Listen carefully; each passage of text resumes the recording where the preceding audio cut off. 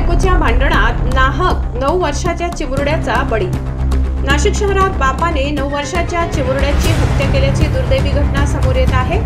उपनगर पोलीस स्टेशनच्या हद्दीत आम्रपाली परिसरात राहणाऱ्या सुमित पुजारी याने रागाच्या भरात हे दुर्दैवी कृत्य केल्याचे समोर येत आहे। विश्वसनीय सूत्रांनी दिलेल्या माहितीनुसार सुमित पुजारी व त्यांच्या पत्नीचे नेहमी कौटुंबिक वाद सुरू होते। याच वादातून पत्नी व तिला सोडून माहेरी राहत असल्यामुळे दारूच्या नशेत सुमितने हे कृत्य केले असल्याचे बोलले जात आहे।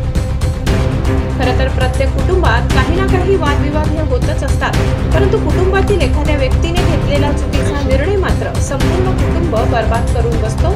ही घटना देखील यापेक्षा वेगळी नाही। उपनगर पोलीस घटनास्थळी दाखल होऊन पुढील तपास करीत आहेत। महाराष्ट्र माझा न्यूज साठी मुख्य संपादक